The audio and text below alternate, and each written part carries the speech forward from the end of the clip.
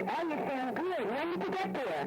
5:30 this morning, Mom. Oh, how are you? Oh, it's fine. Oh, that's what? Huh?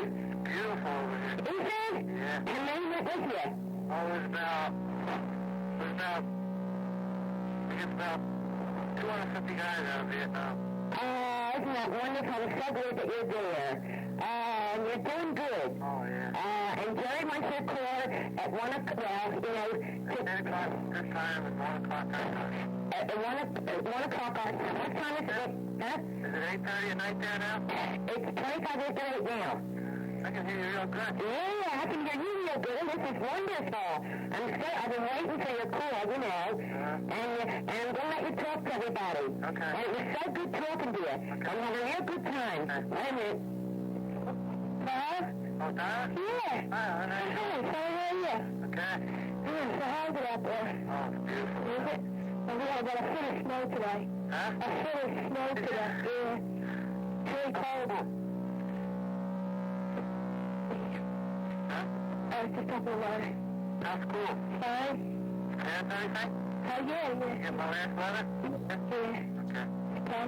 Well, please talk to you, okay? Okay, bye. Okay, I'll see you. Bye. Okay.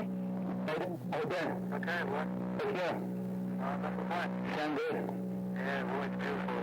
Yeah? Thank you. Like it, huh? Yeah. Nice to get away, boy. Yeah, good. Surfing today. Oh, yeah? Yeah. Jeez. What a word. Maybe I'll come over and see you. Huh? Maybe I'll come over and see you. Jeez.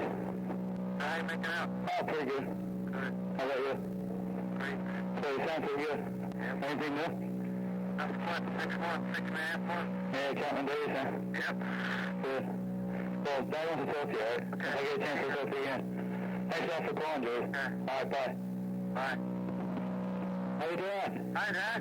How are you? How you doing? Okay. Oh, is it nice and warm down there? Oh, it's beautiful here, Dad. You ever see it up here? Yeah. You got a beautiful snowstorm. How long you gonna be there? Huh? Friday, well, it's Tuesday here. We left last night. Well, yesterday morning, 5:30. We got here the same day, 5:30 in the morning. We'll be here for 6 nights and 5 days. Oh, gee, that's wonderful. Yeah. We're at a hotel? Yeah, Uh-huh. Nice hotel? oh, it's beautiful. Uh-huh. Good. R&R, they pay for the hotel and all. Take care of your Oh, do food they? and expenses and all that. Oh, that's not so bad. Yeah. Well, enjoy yourself. Okay, your time's up. Take care of yourself. Bye. Bye. Bye. Bye. I'll see you, Judy. Bye, Jim. Okay, take it easy. Good luck. Yeah. Bye, Judy. Bye, Donna. Okay, bye. Good.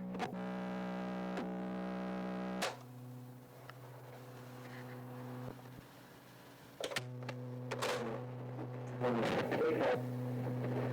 you doing there, big daddy? I just got your tape about 2 hours ago. Thanks a lot, Jim. I was glad to hear your voice. I probably have the same problem you did, talking, in other words, talking to yourself, just like you said. But I'll do my best and let you know what's going on over here.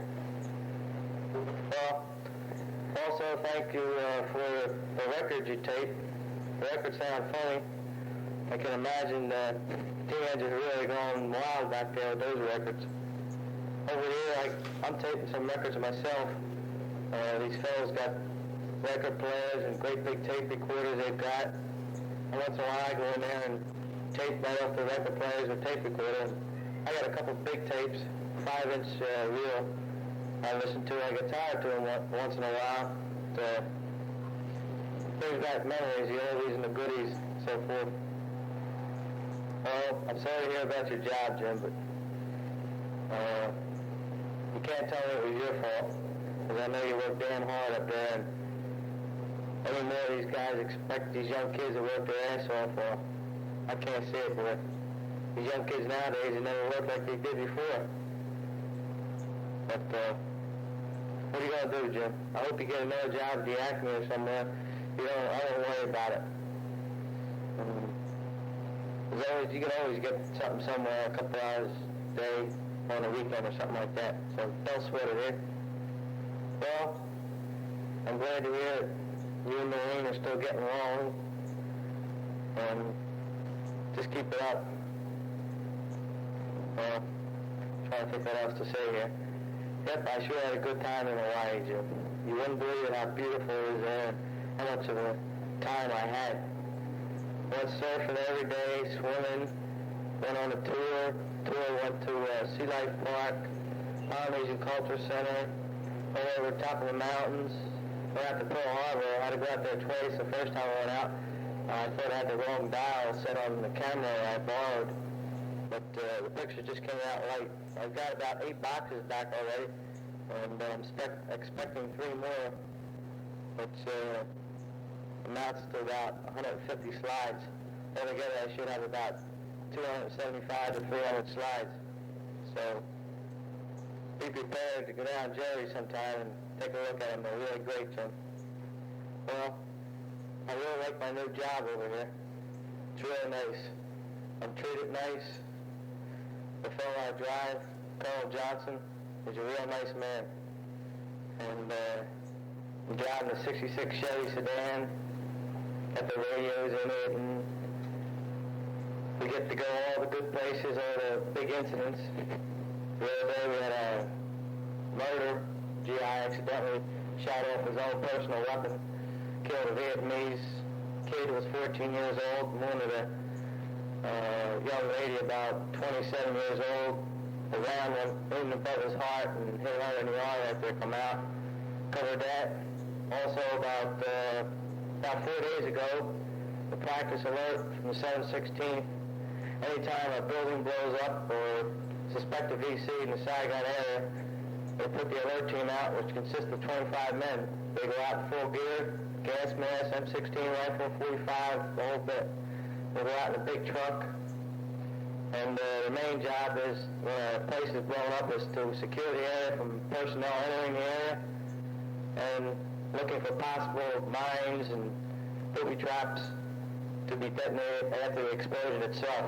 VC have a habit of doing this over here. While I was on Hawaii, they tried to blow the headquarters of General Westmoreland. They were unsuccessful, but blew up an ammunition truck for the South Vietnamese. This happened just 10 blocks from the hotel where I'm talking to you right now. But they're pretty stupid people, the VC. And then now when we meet at Saigon area, they still got, you don't know who's who. They look alike. These Vietnamese over here, we call them slopes because of their eyes are slanted. But since the GI's been over here, some people respect them, some don't. They could give a shit what happens.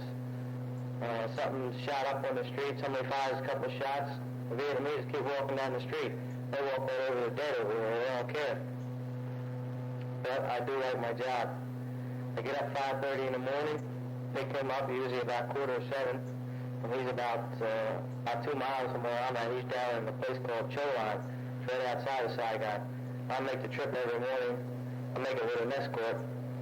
2 MPs in front of me escort me to his hotel. We pick him up, and then I ride in the front, and then I'm escorted from the rear. 2 MPs in the Jeep ride from the rear, and we take him to his hotel. Now this is just in the morning time.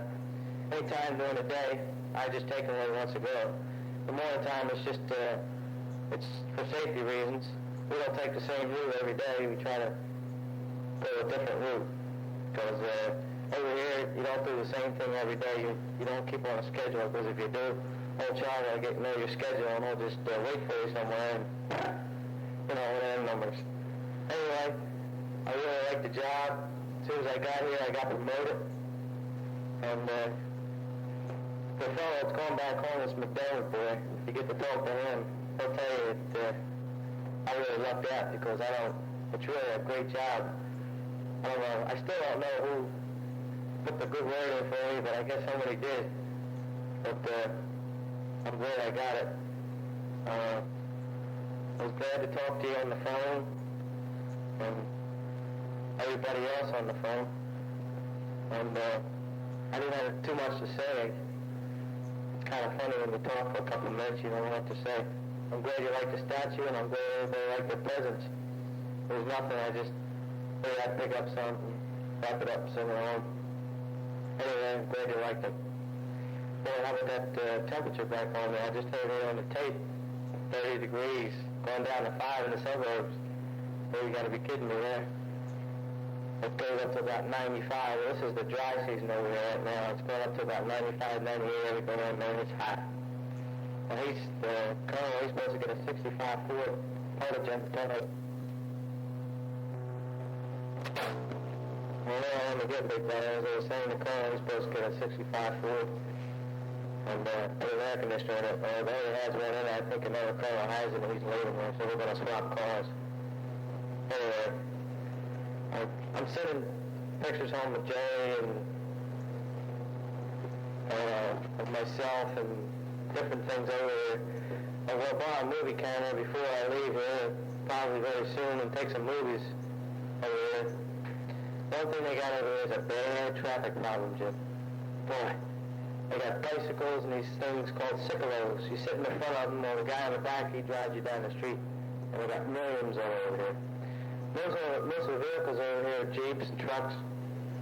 Vietnamese use the taxi cabs and Hondas and Suzukis. Suzukis are more or less of a Honda type motorcycle.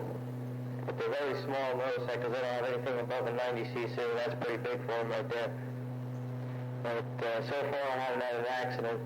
We got to drive pretty slow, and we got to get right up on them to get them out of the way. Once they see who you are, they move out of the way. But so far, I haven't really run into any problems. Just when I was in 8 Company that one time, old Charlie was out there on the bridge, firing on the MP. We went out there and gave him some help. Get out there, fired a couple of shots. There was nothing. They put in a chopper, and he just cleared out the whole wooded area back in there, and we left it. No big thing, really. We got quite a few guys on foot over here, and they're MPs, and let me tell you, they're raising some hell, boy. These guys don't take no shit off nobody. I just saw a news reel yesterday, a private news reel, where they blew up this house when they tried to bomb General Westmoreland's quarters. Where an MP wouldn't let a newsman in the area because first the MP's got to clear the area out. Well, he wouldn't let him in. The newsman tried to get in. He hit the MP, who was a sergeant. Sergeant got his rifle and just gave him a rifle butt right across the cheek and knocked him on his ass. And that was something, the newsmen over here are a pain in the ass. They want to get in on everything. And they'll come up and ask the military police what kind of, what's your operations, how do you do this and how do you do that. We're not supposed to give out any information like this. But they'll come up and ask you where your hometown is, and they'll tell you to put a piece of paper, put a piece of writing in there about you. It's all false statements, though, but they'll put in something about you. But you're not supposed to give any information to these newsmen. Anyway, this practice alert I was talking about, NBC had it, and was out at the Virginia. And we went out there with 25 MPs. This was at 5:30 in the morning now. It's still dark over there. NBC, they had a full setup out there. It was all lighted up. They were showing what the MPs do when they arrive on the scene, what action they take, what this man, his job is, and the ambulance is down there. This is all practice now. This is just in case of an actual bombing or some attack on a hotel. But we haven't had one of those since April, and I wasn't here then. They've got barrels in front of the hotel, so they can't drive up trucks right in the hotel. Once they put the barrels up, old Charlie hasn't even touched the hotel yet. He's thrown a couple grenades, things like that, but I don't think he'll touch a hotel. The only way he can touch it is kill the MP outside and kill a couple other people and plant his bomb in there. But at nighttime, we've got these machine gun patrols going around in Jeeps. They're mounted on Jeeps, and they're going around to different districts. And they keep an eye on the town during the night. All Vietnamese personnel are supposed to be off the street, and GIs at 11 o'clock. 11 o'clock for GIs, Vietnamese personnel 12. 12 before is the curfew. Nobody's on the streets except the guards and the regular patrols are on the street. But it's a pretty good setup over here. I used to run and watch some cops do this before and all that. I never think I'd be a big-time cop, It's really boss, so I get to see a lot of action. And I don't know, you gotta be strict on these GIs over there because they take advantage of the situation they're in. They think that because they're in a place they are, they can do whatever they want, and that's what a lot of them do. They get their own impression. So naturally, somebody's got to watch over them. Some of them, these guys, 35 and 40 years old, acting like kids, getting drunk and acting like babies and calling everything in the book, but no pain in the ass. Well, Jim, more or less that's what I do. I do a lot more than that, but that's a detailed description of about what I do. I've been doing a lot of reading over here, a lot of books, and I don't know, I kind of like it. Before I never had that much interest in reading, but now nothing to do, I sit and read a book and I learn a little bit more. Fool around different typewriters, and type a few things up there and that. It's no big thing. Well, you do me a favor now. Oh, I forgot to say one thing. Who was that crazy guy on the tape? It can't be you. It doesn't sound like you at all. I would say it's Johnny Lackey or some other guy, but I don't think it's you. It sounds like well, I thought I heard you in the background what was going on. But it's not you, Jim. Definitely not. Well, I guess I better be saying goodbye. And next time we send a tape, you can send a little bit longer one, because we'll probably be able to talk a little while about different things. And if you want, I'll even add on to this tape the next time you send it back. Also, Jim, do me one favor next time you talk to me. I want the address of WIBG. My brother and I, guy in Philly, he's in my room. We got an idea, write to WIBG and tell them what we're over there inside on. We'd like a couple tapes from them. I imagine they'll send one, what the hell. Well, you be good now. Tell everybody I said hello. And take care. Tell your girl I said hello. And keep them walks up in school. And I got less than 200 days now. I got about 194. Well, Jim, here I am again. I figured I'd add a little bit more on this tape right now, so maybe I can say a few things more. Last thing I said was about the number of days I got. Well, I got less than 200 days. I got about 194 days to get out of the day early from over there. Come over the 14th September and leave here the 13th. So, I hope this tape works out okay here. Right now it's erasing some of the music I have on, but I'm tired of it, so no sweat. But the divider I have in here, watch it, because I had to cut a little piece out of it. I had a little trouble going through my wheel here, but it's okay now. Well, I'm trying to think else what to say. Well, it was just a break in the tape, and there's a little piece of light there. I just had a little trouble before I said I'm thinking of something else to say. So watch it when you run it to the tape recorder. Well, if you really want, it's too late now, I'll tell you. Well, anyway, I'm trying to think what else to say. Hold on a minute, Jen. I want to put the tape recorder over by the window here. I want to listen to some of the traffic. Hold on. Okay, here we go. I'm opening the window now. We got an air conditioner in here finally. It's really cool. I want to put it out the window for a few minutes, so be cool.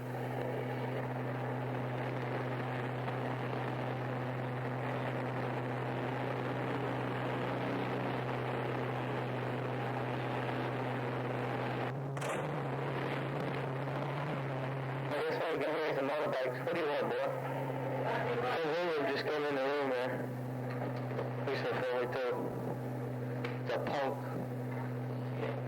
Shit, what you mean, boy? Eat him out. Eat him out. You know what eat him out means? It means going fast. That was one of my buddies just coming in the room there. Anyway, that was the traffic outside. Right now, between 12 and 3, it's supposed to be your siesta hour, so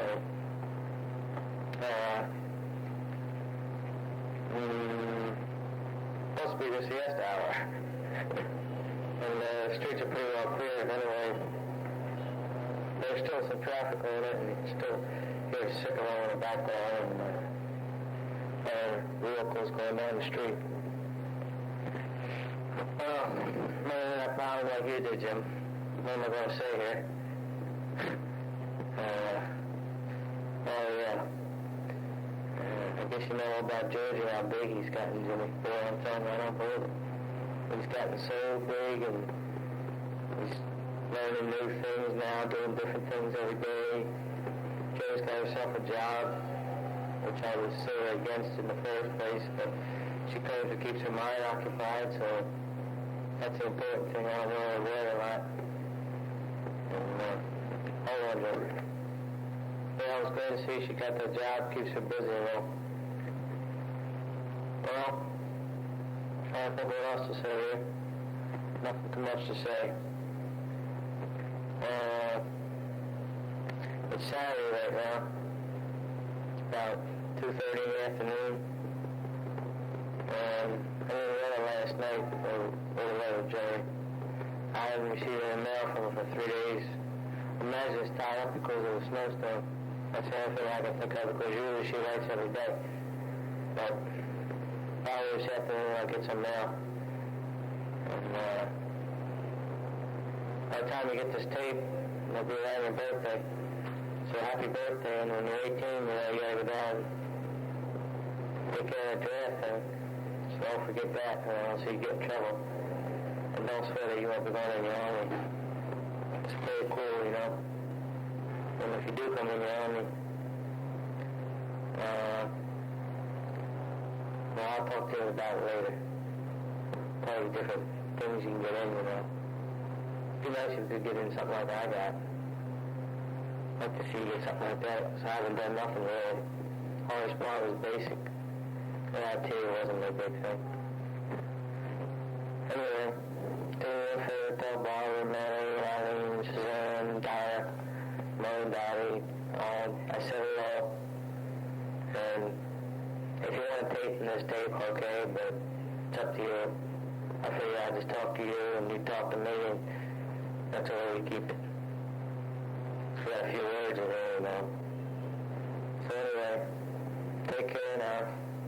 Don't forget about the worry about school, don't worry about the job. Just worry about yourself. And take care, that's all I gotta say. Be good now. And I hope to be hearing from you soon. So long. Tell everybody I said hello. I know.